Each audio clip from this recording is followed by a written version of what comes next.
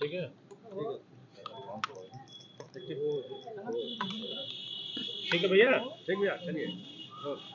अध्यक्ष जी, आज गाजीपुर आगमन कैसे है? के क्षेत्र में नेता सावित्री देवी हैं, विभाग के हमारे यशवंत सिंह हैं और सावित्री देवी के बेटे की डेथ हुई है, यशवंत सिंह के पिता की डेथ हुई है, तो दरवाजा करने के लिए क्षेत्र में दरवाजा जा रहे हैं। आज यूनियन बजट आया है, क्या कहेंगे, कुछ इस पर टिप्पणी देंगे? देखिए,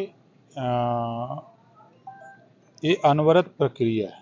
कोई भी सरकार आती है तो हर साल वो अपना बजट लेके आती है और उसी बजट पर देश का, प्रदेश का बजट हो चाहे देश का बजट है, देश के विकास के लिए काम होता है। ये कोई नई बात नहीं है।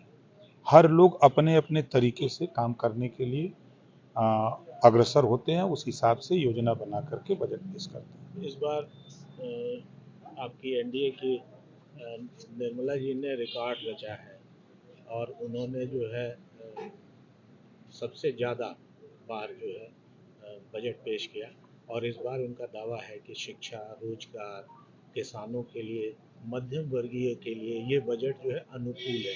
लेकिन वहीं पे विपक्ष जो है आपको घेर रहा है, कह रहा है कि ये बजट जो है गरीबों के लिए मैं फिर नहीं कह रहा हूँ कि जो विपक्ष है जिस बात को आज कह रहा है, जब वो सत्ता में रहता है तो वो वही बात कहता है, एक किसानों के लिए, गरीबों के लिए, शिक्षा के लिए, स्वास्थ्य के लिए, रोजगार के लिए ये हमारा बजट है। वही बात फिर विपक्ष बोलता है जब सत्ता में रहता है।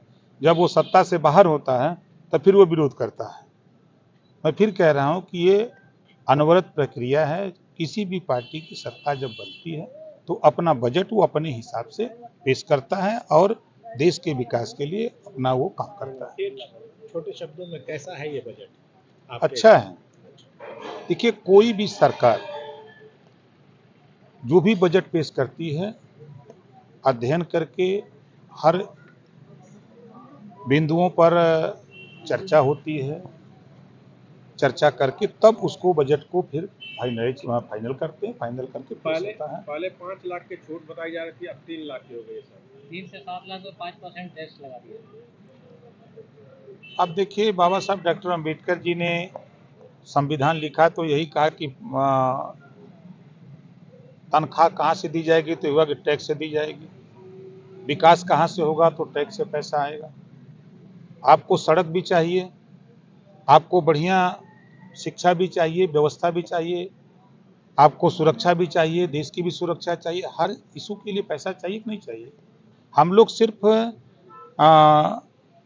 विरोध की दृष्टि से न देखें, देश के विकास के दृष्टि से देखें, देश की सुरक्षा के लिए देखें, देश में रहने वाले 140 करोड़ लोगों के खुशहाली के लिए हम लोग देखें। कुल मिला के गरीबों और मझेलों के लिए अच्छा है। हमेशा आप देखिए, विपक्ष चाहे जितना भी कह ले, हम भी विपक्ष में रहेंगे तो हम भी वही बात बोलते हैं, वो विपक्ष में है तो वो बोल रहे हैं। लेकिन कुछ बेहतर है। आज अगर उत्तर प्रदेश की बात अगर हम करें या देश की बात करें, तो कल केंद्र में सरकार रहा करती थी तो आप ही लोगों के चैनल पे ये दिखाया जाता था कि अनाज बरसात होने पर गोदामों में सड़ते थे।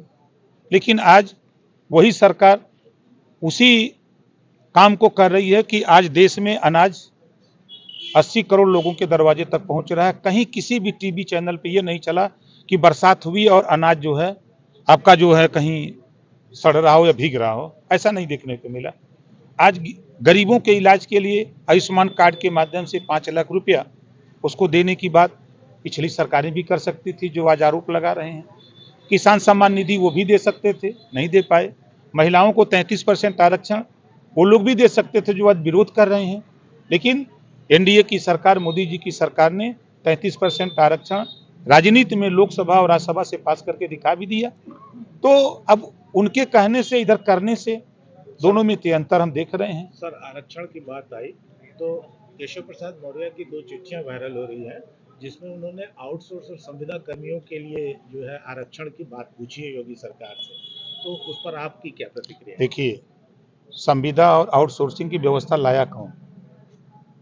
बहुजन समाज पार्टी की सरकार में ये व्यवस्था बनी और उस व्यवस्था में ये हुआ कि 22.5% शेड्यूल कास्ट को और 27% बैकवर्ड को आरक्षण इसमें होगा। रोका किसने? समाजवादी पार्टी की सरकार से रुका है। आप उसको अध्ययन कर लीजिएगा। आपकी सरकार पक्षधर है? बिल्कुल पक्षधर है। अब ये बात संज्ञान में आई है और योगी जी जो हमारे सूबे के मुख्यमंत्री हैं, हम खुद उनसे मिलेंगे, अकेले बैठ के बात करेंगे और उनको कहेंगे कि ये व्यवस्था पिछली सरकार में थी, बीच में रुका, उसको आगे बढ़ाया जाए। कल आप जो है योगी जी की समीक्षा बैठक में नहीं, तो बड़ी चर्चा है कि केशव जी से आप मिल रहे हैं आजकल। नहीं, देखिए, कल मैं उत्तर प्रदेश के 75 जिले के जिला पंचायत अध्यक्षों को बुलाया था और मैं पंचायती राज मंत्री हूँ और वो हाल बुक हो गया था और सबको सूचना चली गई थी और यहाँ की मीटिंग की सूचना हमको तब मिली जब सारी प्रक्रिया पूरी हो गई थी। तो मैंने मुख्यमंत्री जी को मैसेज दिया कि ये स्थिति है, जैसा आपका निर्देश हो। तो उन्होंने कहा कि नहीं, ये जरूरी है, वहाँ हम देख लेंगे, आप यहाँ देख लीजिए। अब उसको अब दूसरे पे पर कोई कुछ कहे तो हम लोग क्या कर सकते हैं। अब मिलने के सवाल पे जी जी, तो मैं तो परसों स्वतंत्र देव पटेल जी से भी मिला, दया शंकर भाई से भी मिला, ब्रिजेश पाठक जी से भी मिला और कल रात को भाई केशव मौर्य जी से भी मिला। हम सबसे मिलते हैं। अब उसको अगर कोई अपने अपने हिसाब से सोचे तो हम क्या कर सकते हैं। एक जो है आपके अभी एक फैसला आपका सुप्रीम कोर्ट ने पलट दिया, जो दुकानों पे नेम प्लेट वाला, उसमें पुराने सहयोगी आपके ओवैसी जी बड़े खुश हो रहे हैं।